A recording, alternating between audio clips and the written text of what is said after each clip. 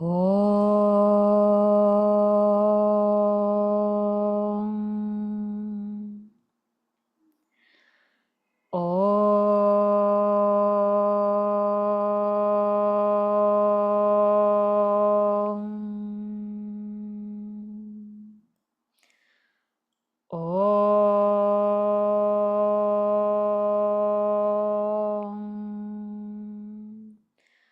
Om Sahana Vavatu Sahanau Bhunaktu Saha Viryam Karavavahai Tejasvinavadhitamastu ma vidvishavahai. Om Shanti Shanti Shanti. Vakratunda Mahakaya Suryakoti Samaprabha Nirvignam Kuru Me Deva Sarvakaryeshu Sarvada. Saraswati Namastubhyam Varade Kamarupini Vidyarambham Karishyami Siddhir Bhavatu Me Sada.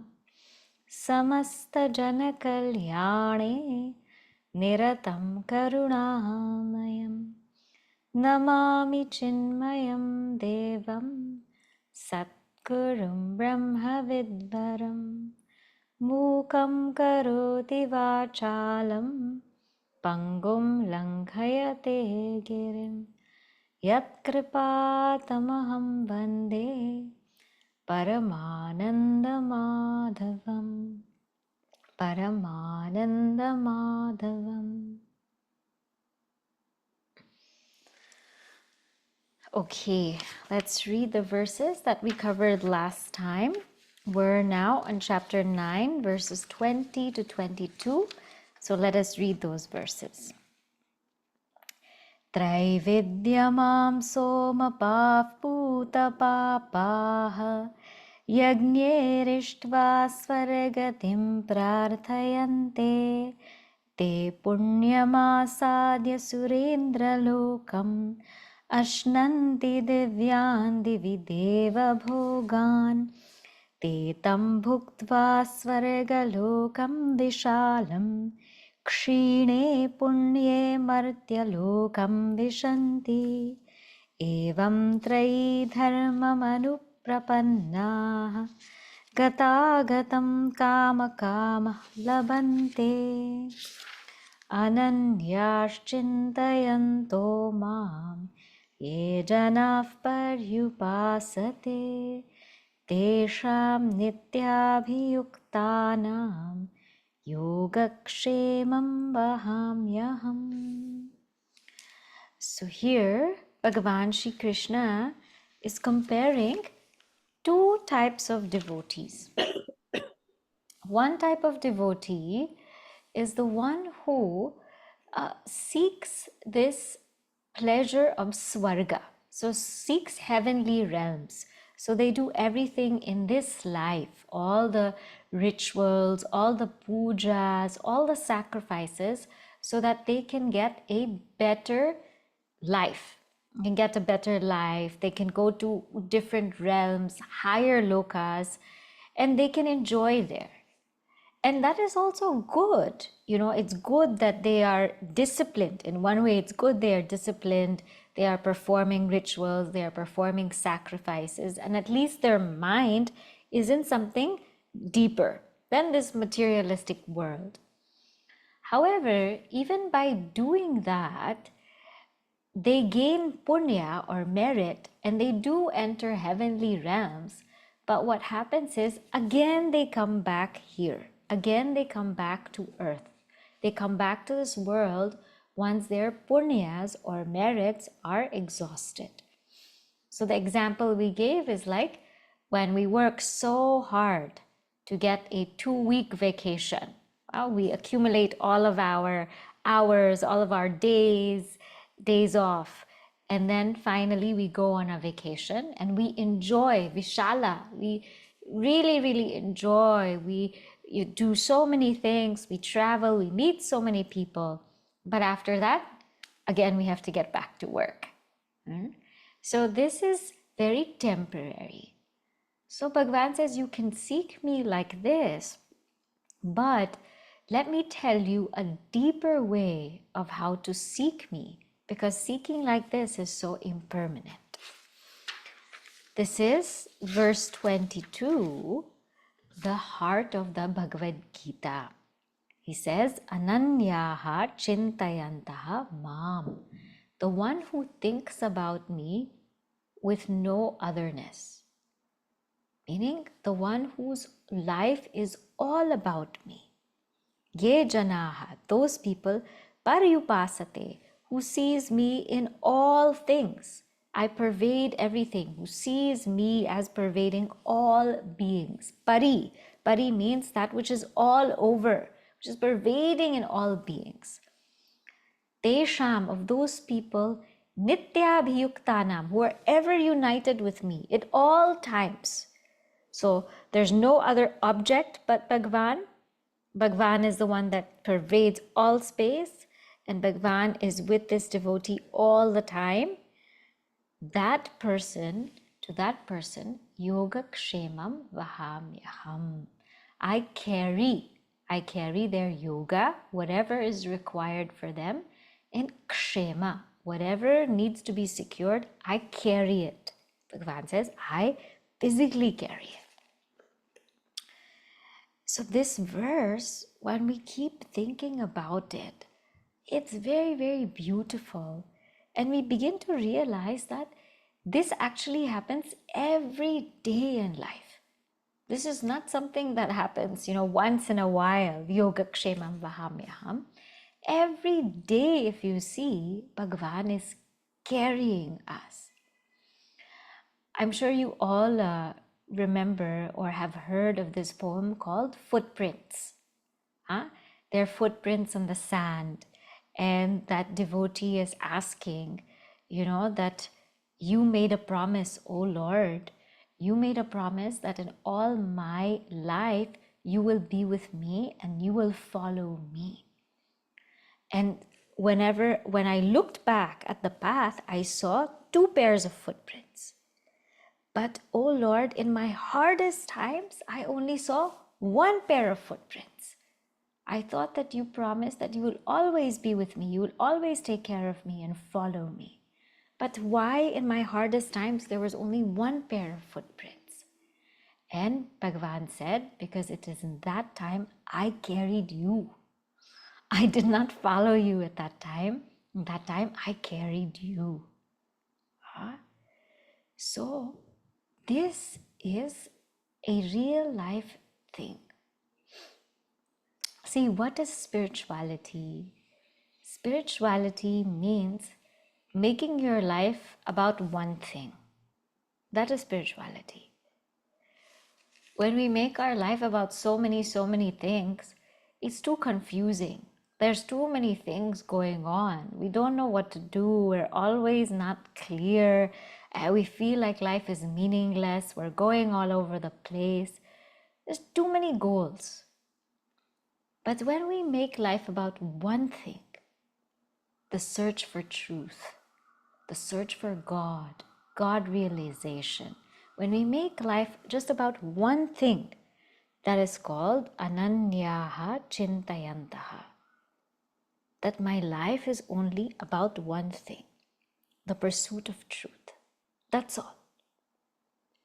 And because my life is only about one thing, all my thoughts and words and actions are dedicated to this, are offered to this, are for this alone. There's no other thing.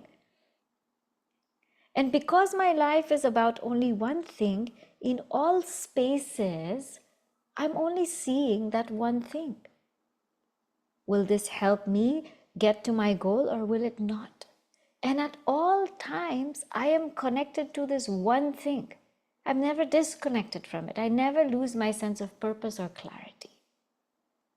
To that being, Bhagwan says, I will carry your YogaKsema. You don't think about it. Don't even think about it.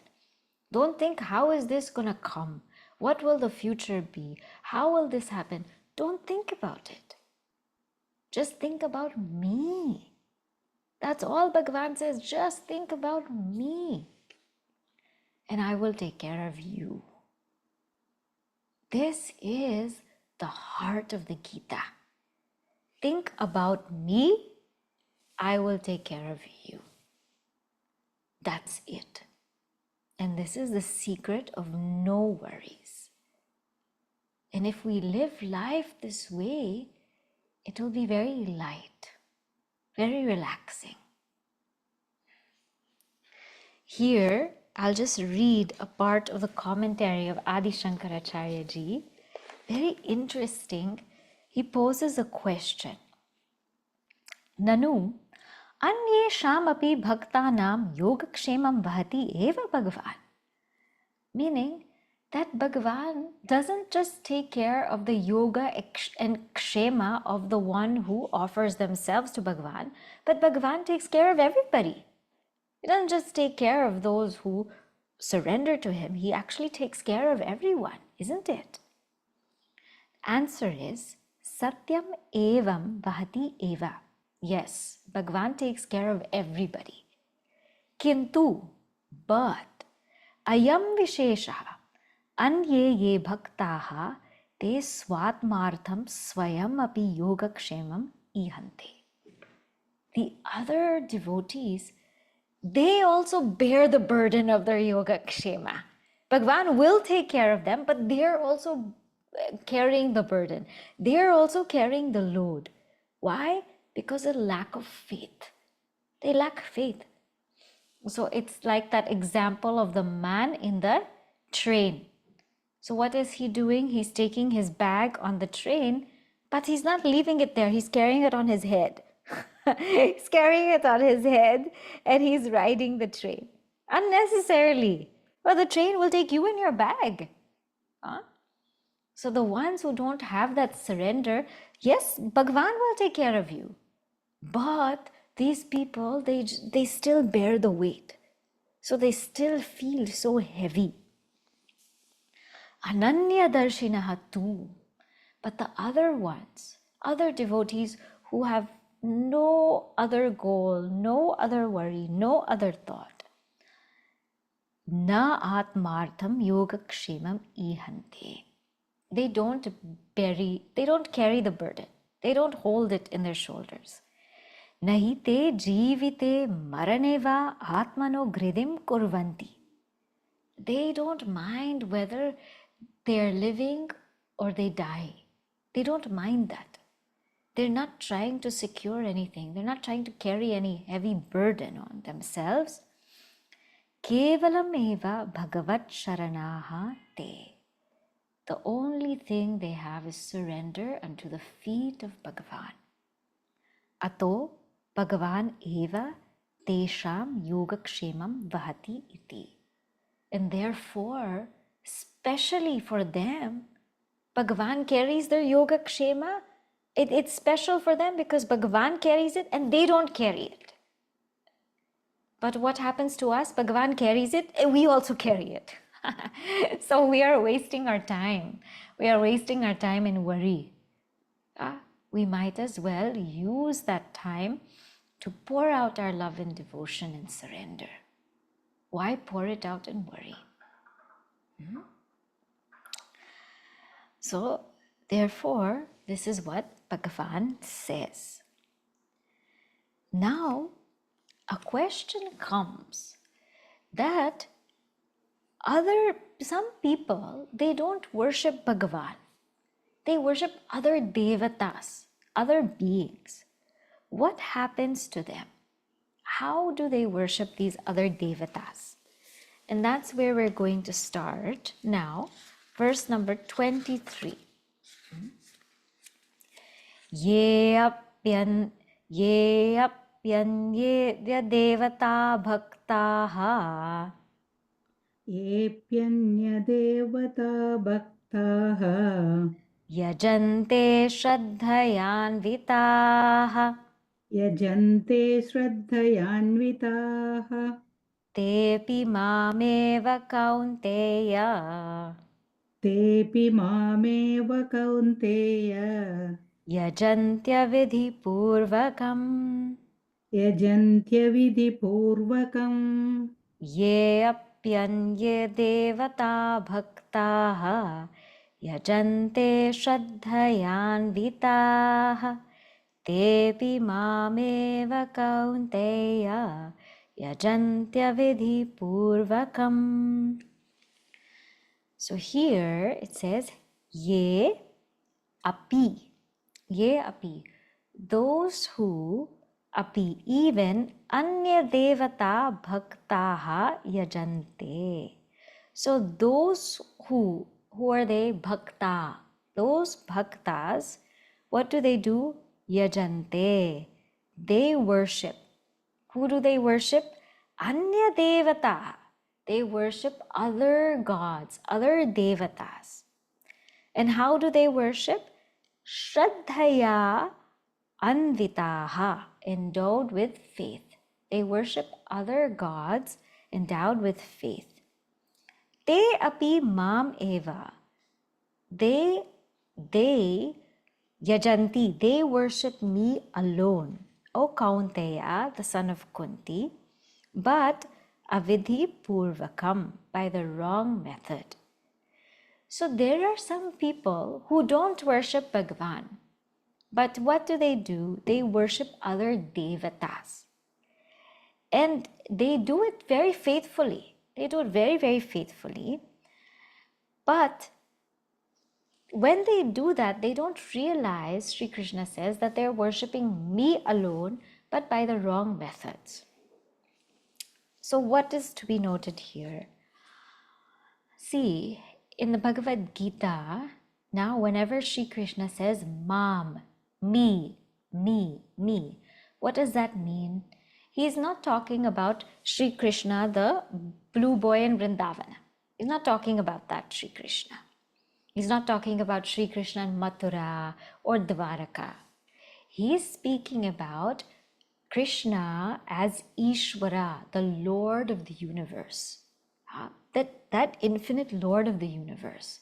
That infinite Lord of the universe, which expresses as Devi, which expresses as Rama, which expresses as Krishna, as Shiva, as Saraswati. He's speaking about that. So when we worship that Lord of the universe, which is infinite, then what happens is we get infinite results. But what some are doing is worshipping just the devatas.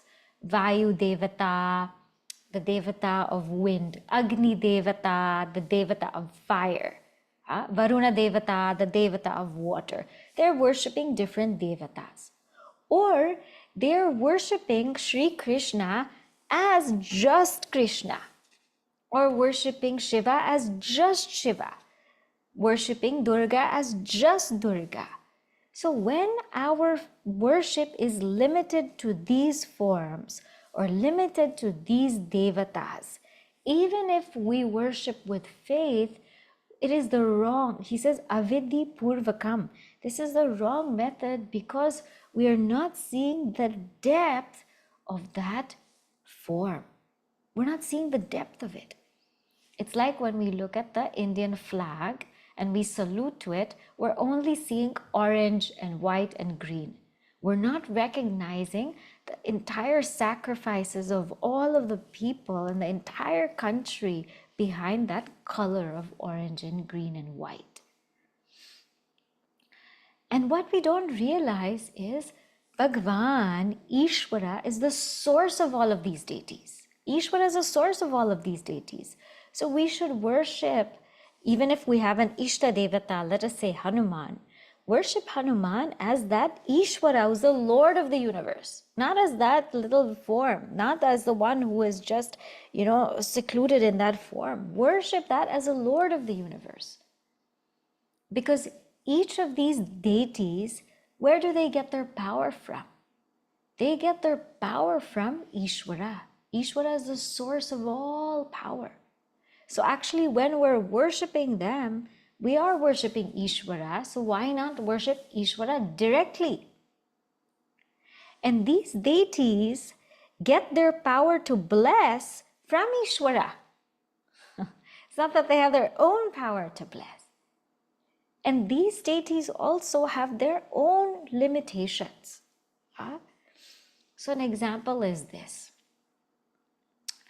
Let us say we need something from a company, a travel company or any company, and we dial the 800 number.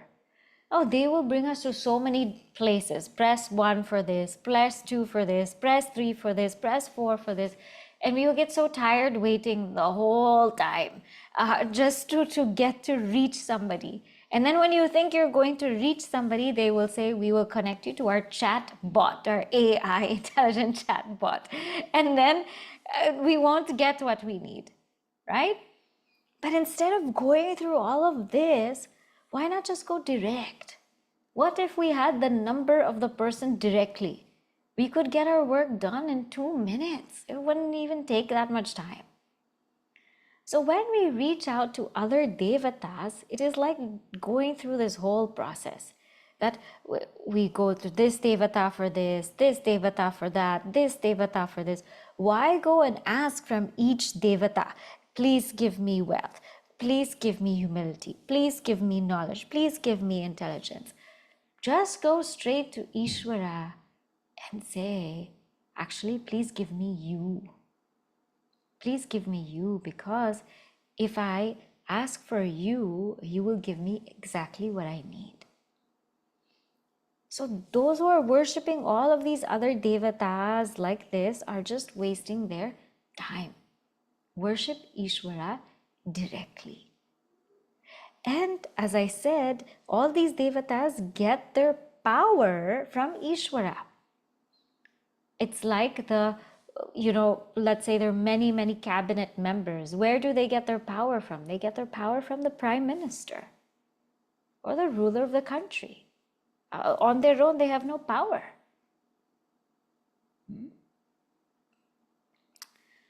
So he says, instead of just doing all that, come to me directly.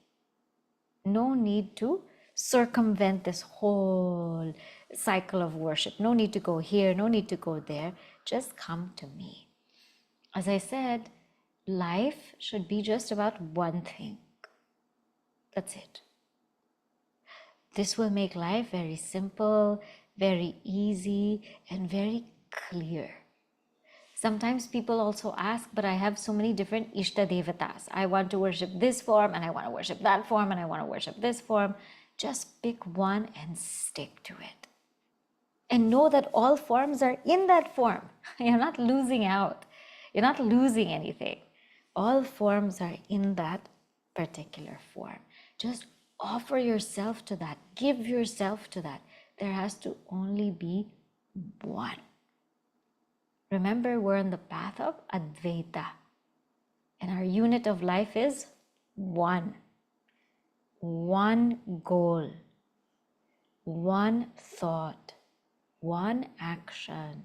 One vision. One reality. So no need to go here and there. Some people also, they don't worship devatas, but they worship money as a devata. So ananyas chintayanto mam, thinking of nothing other than you. We're thinking of Bhagwan, but somebody else might think of money. I'm thinking of nothing other than you. So for some people, money is the devata, and their whole life is consumed by money. The whole life, everywhere they go, they only see money, and they're only united with money, and they're only calculating money. That's all that's in their mind. But that's not going to save them. For other people, it is just power. They're consumed by power.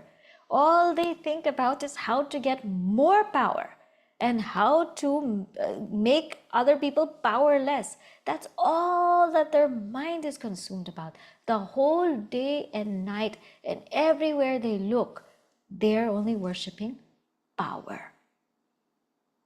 Some people are consumed by pleasure, by material pleasure, and the whole day They're only thinking about this. So, when we worship Bhagavan, Ananyash Chintayanto Mam, when we think about Bhagavan, ever united with Bhagavan, see him everywhere, we are lifted. But when we are thinking about all these other things consumed by money, consumed by power, consumed by material pursuit, we are drowning. We are drowning. We ourselves are drowning. This is the absolute wrong way to live life because we will sink lower and lower and lower. So he says, think deeply about how we worship. Now, let's go to the next verse. Verse number 24. Aham hi sarvayajnanam Aham hi sarvayajnanam bhokta cha prabhureva cha bhokta cha prabhureva cha natu mam abhijananti na tu mam abhijanante tatvenatascha te. tatvena tascha vantite Aham hi sarvayajnanam bhokta cha prabhureva cha natu mam abhijananti tatvenatascha te. He says, Aham, I am, he, verily, sarvayajnanam bhokta. I am the bhokta, I am the enjoyer of all sacrifices. And Prabhu, cha Prabhu means and the Lord, eva alone. Natu mam abhijananti. Those who don't know me. How? Tatvena, in essence. Those who don't know me in essence, ataha chavantite. They fall. He says, I alone am the enjoyer I alone am the enjoyer in and the Lord of all sacrifices. But they do not know me in essence, and hence they fall. So as I said, again, we think we have to offer to this. Just offer to that Ishvara. There's this one story of this young girl. Her name was Khushi. Huh? And her father was a Shaivite. Her father used to worship Shiva, Bhagwan Shiva in the temple. And every morning the father used to offer Abhisheka to Lord Shiva, offer water to Lord Shiva, offer milk to Lord Shiva. And the daughter used to go with him and see how he would do it, see how he would offer. And one day the father said, now I have to go away. Yeah, I have to go away. I have to go out of town. So therefore, tomorrow morning, you go and you offer that water to Bhagwan Shiva for Abhisheka. And she said, okay, sure, I will go. Yeah, and he said, you have seen every day how I am going. I am pouring that water on the Shiva Linga. You do the same thing. She said, okay, I will do it. So her father went out of town, overnight stay. So the next morning, she got up, she freshened up, she took that water and she went on the way to the temple. When she was going to the temple, she saw a Jangama. Jangama means a wandering saint. And this wandering saint was very thirsty. You could tell he was coughing, very thirsty. So what she did is she looked at him and she said, Shiva, Shiva. And she gave the water to him. Whatever water she had, she gave it to Shiva. And then she went, of course, to the temple. She prayed to Shiva. She came home. So her father came in the evening and said, did you do the Abhisheka of Lord Shiva? She said, yes. He said, what happened? How did it go? She said, Shiva drank the water. The father said, what do you mean Shiva drank the water? She said, Shiva drank the water and he was so happy. Father said, this is very strange. So he said, okay, you go tomorrow again. I want you to go tomorrow again and you offer this Abhisheka. And in his mind, he said, I will follow my daughter and see what she's up to. Does she really know how to offer Abhisheka? So the next morning, that daughter, Kushi, she went to the temple, and on her way, she saw a dog. She saw a dog who was very, very parched, like almost, he was dying of thirst. She looked at the dog and she said, Shiva, Shiva, Shiva. And she gave the water to the dog. And the father just peeped and saw this. Then she went to the temple, of course, and she prayed and she came back. And she said, see, Papa, I told you Shiva drank the water. And when she came back, she told her father was in tears. Her father said, I saw Shiva in the linga, but you had the ability to see Shiva in every being. You are more of a devotee than I am. And today, I've learned from you. So here Bhagwan says, I am the bhokta. I am the enjoyer of everything. Know that everything that we offer for worship, it comes to me alone. I am the only enjoyer. And those that don't know this, they fall. They fall from that reality. They limit me to a form. And therefore, they remain in ignorance. The fall here is they remain in ignorance. And they're unable to see me for who I truly am. And like this, their life goes on.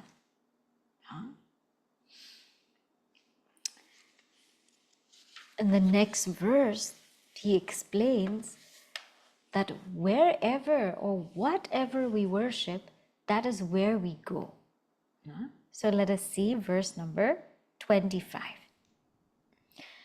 Yanti deva vrata devan Yanti deva vrata devan pitrun yanti pitravrataha Pitrunyanti pitravrataha bhutani yanti bhutejyaha Bhutani yanti bhutejyaha yanti madhyajinopi mam Yanti madhyajinopi mam yanti devavrata devan pitrun yanti pitravrataha bhutani yanti bhutejyaha yanti madhyajinopi mam.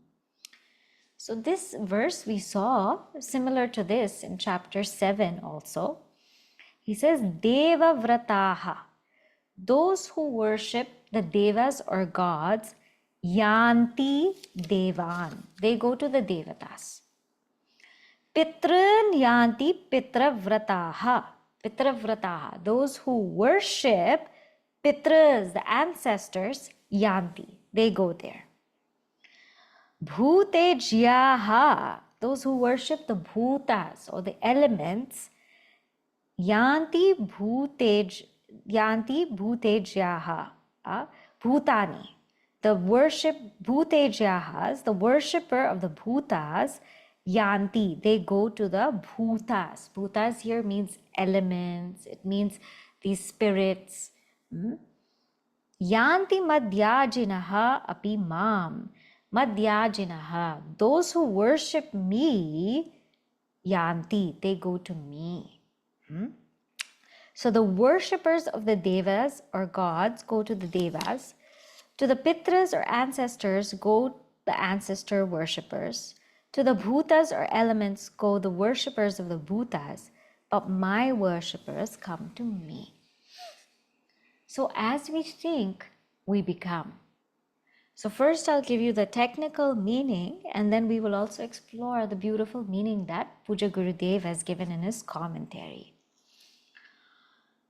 Here, some people worship Devatas, as we said, the limited forms of the Devatas, Vayu Devata, Varuna Devata, Agni Devata, or taking that form of the divine and just worshipping it as that form, as that form. So if they do that, then they will just get that limited result. We worship Lakshmi Devi for wealth, we will get wealth, but we won't get other things. We worship Saraswati Devi for knowledge, we'll get knowledge, but we won't get other things. But if we worship Lakshmi Devi as that Lord of the universe, as Goddess of the universe, then we gain infinitude. So when we worship Devatas, the limited, we will gain the limited. When we worship the unlimited, we will gain the unlimited. So in the Sattvic realm, people worship Devatas. In the Rajasic realm, people worship Pitras. Pitras means the ancestors. Some people worship their ancestors, worship their lineage, worship their gotras, worship their families. So they have so much devotion and love and worship for their families. So that's what they will attain. They will attain the knowledge of their family traditions, the whatever wealth their family has, they will attain that. The tamasic level, some people worship the bhutas, pretas, like the spirits, the ghosts, the goblins. Some people do or learn all these tantric mantras and worship them. Well, they also get those powers. So whatever we worship, whatever we think about, that's what we become. You are who you worship. So if we want to know, who am I? There's a saying that you are known by the company you keep, right? In this verse, it's saying, ask who you worship, and then you will know who you are. If we are worshiping the material world, then we know what our personality is. If we are worshiping the infinite, then we are also infinite. So in the technical level, some people worship the sattvic devatas, the rajasic pitras, the tamasic bhutas, but the deeper is to worship that infinite reality beyond the three gunas. At a more practical level, Gurudev gives this definition of devas as sense organs. He says devas, they represent our sense organs by which we experience the world. And therefore, there are some people who worship sense organs or sense pleasures, material pursuits. Again, like what we saw earlier, some people worship that. So they will gain a lot of material pleasure and pursuits. That's what their life will be about. Some worship pitras. At a more practical level, Gurudev says that this is the ancestors. So again, worshipping the cultural purity, the tradition of those who strive to live up to these ideals. So they gain the beauty and the shine of their ancestors. And some people worship the elements. Elements here means science.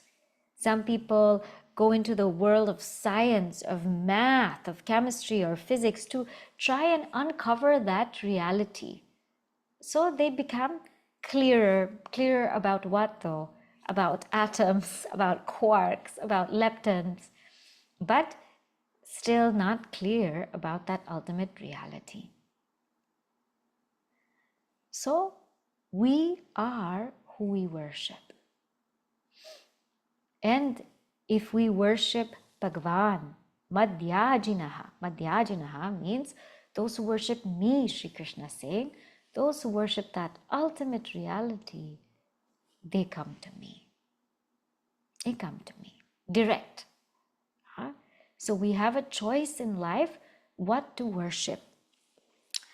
And in the commentary, it gives this very beautiful line here, which we also saw in chapter 7. There's lots of similarities to these two chapters. It says, Samane api ayase mam eva na bhajante ajnanam tena te alpa phala bhaja bhavanti ityartha. So he says, see how silly we are. Samane api ayase. It's the same effort. If one is going to worship material pursuits, material pleasure, one has to put a lot of time and effort for it, right? We want to worship the material world. But what we reap is finite. Now, if we put the same effort, same time, same attention, just shift it to the infinite, then what will we attain? The infinite. So effort is the same, time is the same, attention is the same. It's just a shift. One is we're shifting to the finite, other one is we're shifting to the infinite. If we shift to the finite, we'll get all finite results. And we'll be left hungry, thirsty, wanting more, unfulfilled. But if we shift it to the infinite, we will be left fulfilled. So those, he says, ajnanam, those who are ignorant, they put all of their time, their attention, their effort in the finite. And therefore, alpabhajaha, they become the enjoyers of the finite. There's a beautiful story that Guruji shares, very, very simple story, but it gets the point across, and I'm sure I've shared it with you also. But there was an uncle, and he used to live in the neighborhood, and he used to give chocolates to all of the children. So he had this lock and key, and he would keep all of the chocolates in lock and key. So all of the children used to like to come visit him because they knew that when we come to visit him, he will open his lock and key and he will give chocolates. So they used to come to him every day and they say, Uncle, uncle, please give us chocolate, please give us chocolate, please give us chocolate. Then one day, one young boy came and the uncle said, okay, here's your chocolate. The boy said, I don't want chocolate. Uncle said, no, what do you want? He said, I want the key. I don't want the chocolate. I want the key. Why? Because if he has access to the key, he has all the chocolate. Right? So what are we doing? It's a very simple story, but it's very deep. We are going to Bhagwan and saying, I want the chocolate. I want the chocolate. I want the chocolate. Therefore, our desires keep piling up. One day we should just go and say, give me the key. I'm done. Just give me the key so that I never come and ask from you again. Give me that by which I will never have to come and ask of you again. That is madhyajinaha. That is worshipping Bhagwan. Now, the question comes, okay, Bhagwan, you give infinite results, and you are saying that we should worship you. You are infinite, you give infinite results, you are limitless. Maybe to worship you might be infinitely hard. It might be infinitely hard to worship you because you're infinite. You know, if you were to want to meet your friend, you could just call your friend and say, hey, come meet me at this coffee shop and let's have a cup of coffee. But if we were to meet the ruler of a country, we have to get so many permits, we have to go through security check, we have to find all the contacts. It's infinitely hard. So is it going to be really infinitely hard to meet you? How is it going to be Is it going to be infinitely hard to worship you? Bhagavan says, oh my goodness, is the simplest thing. Worshipping me is the simplest thing. All you need is either a flower, a fruit, a leaf, water. Actually, you don't even need that. All you need is love. All you need is love. So that famous statement, all you need is love, that came from the Bhagavad Gita. Okay? So this is a very, very beautiful verse now. Very profound. This is the secret of worship. Verse number 26. Patram pushpam phalam toyam पत्रं पुष्पं फलं तोयम् यो मे bhaktya prayachati यो मे भक्त्या प्रयच्छति tadaham bhaktyupahritam तदहं भक्त्युपहृतम् ashnami prayatatmanah. अश्नामि प्रयतात्मनः Patram pushpam phalam toyam yo me bhaktya prayachati tadaham bhaktyupahritam ashnami prayatatmanah. So here Bhagavan says it is so simple. Patram, by a leaf. Pushpam, a flower. Phalam, a fruit. Toyam, water. Yaha, the one, me bhaktya prayachati. Yaha prayachati, the one who offers bhaktya, with devotion. Me, to me. Tat, that. Aham bhakti upahritam ashnami. Aham ashnami. I eat it. What do I eat? Bhakti upahritam. That which is offered with devotion, I eat it. I accept it. Who offers it?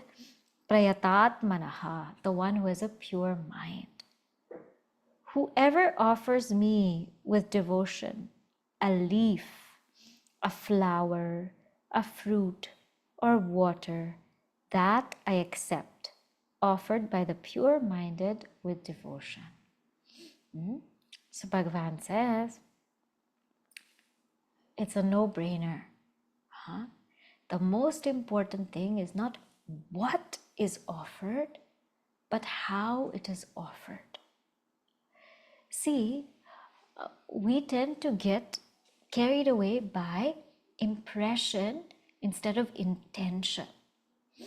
Sometimes we want to do a elaborate puja in our house and have so many things and so many materials and everything like that.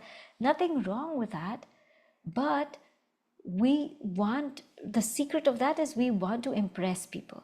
Want to impress people that we have such a nice house, that we are able and capable to do this kind of puja, that we have all of these lovely, lovely guests coming. Inside us, we have that thing that I want to impress everybody. That is not why we do puja. Sadly, in our times, people are more focused on creating an impression instead of offering a pure intention. Sometimes when people get married, the last thing they think about is the ritual. They think about the place, the food, the party, the music, the people, everything. But they don't think about what does the wedding ritual mean? What exactly are we committing to each other? How deep is this? And what does marriage mean? So people lose track planning the wedding. They forget the marriage, the intention of the marriage. Sometimes a baby shower. Again, people have that impression that they want to create. They want to invite everybody that we're having a baby, we're having a baby. But have they done research? Have they looked into what it means to have a child?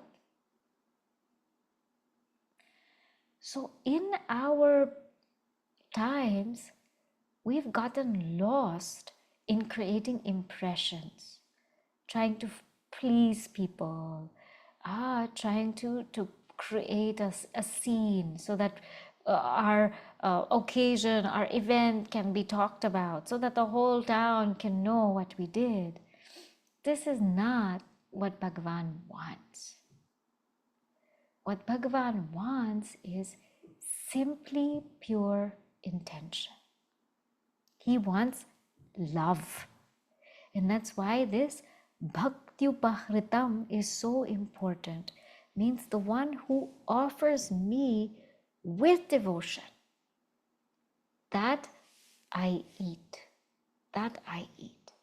And who is capable of that? Prayatatmanaha. The one who is pure-minded.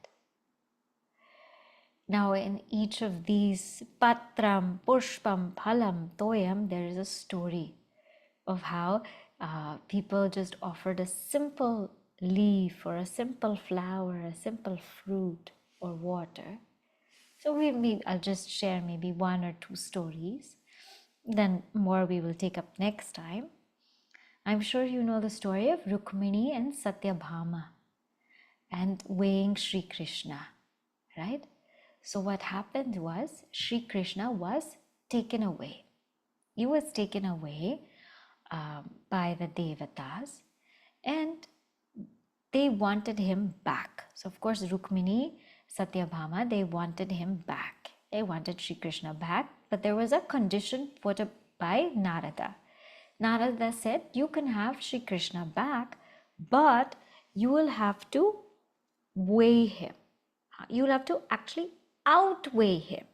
So we will put Sri Krishna on the weighing scale, and whatever you put has to be heavier than Sri Krishna. Anything you put has to be heavier than Sri Krishna. And if it is heavier than Sri Krishna, then you can have Sri Krishna back. So Satyabhama had a lot of jewels, gems, gold, everything. She emptied out all her jewelry, all her gold, everything that she had. She put it on the weighing scale. She put it on the weighing scale and she thought it was going to be so incredibly heavy. But what happened? Shri Krishna was much heavier. Much heavier than all the gold, all the jewels, everything that she could put in all her treasury. Shri Krishna was much heavier. And Satyabhama went crying. She went to Rukmini and she said, what do I do? She said, don't worry.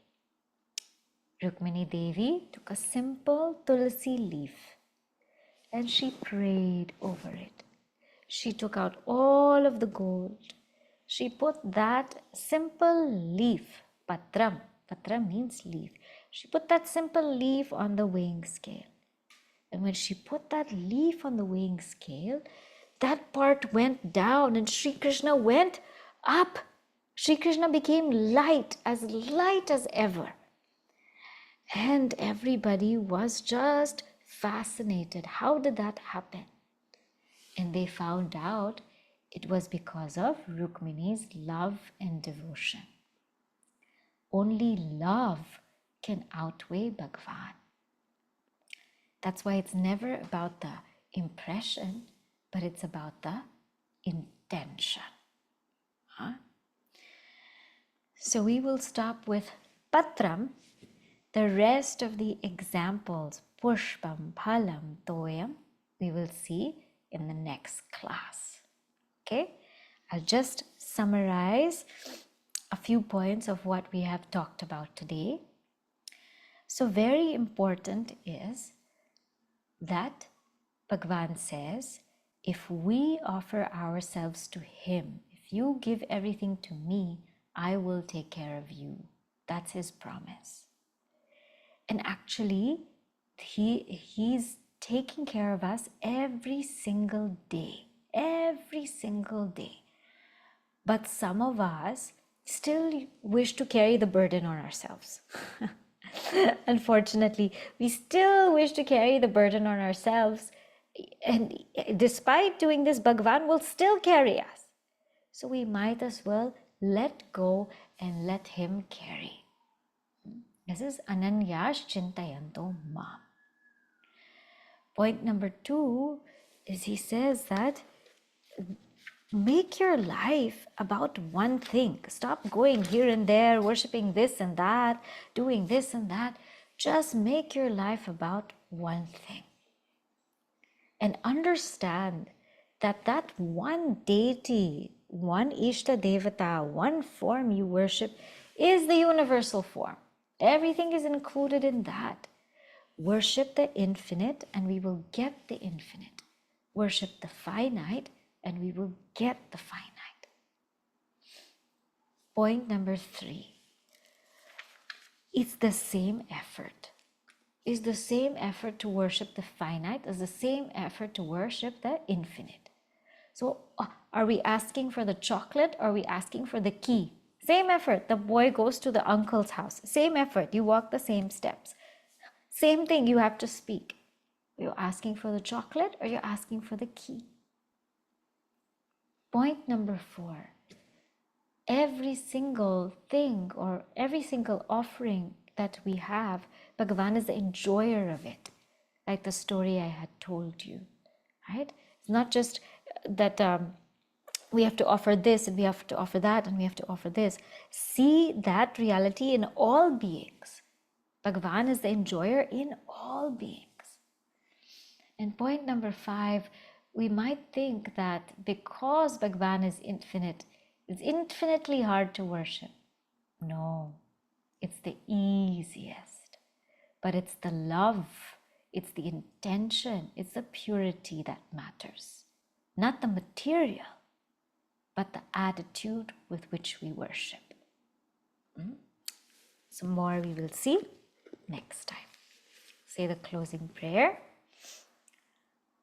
Om Purnamadav Purnamidam Purnat Purnamudachyate Purnasya Purnamadaya Purnameva Vashishyate. Om Shanti Shanti Shanti. Harihi Om Shri Gurubhyo Namaha. Harihi Om.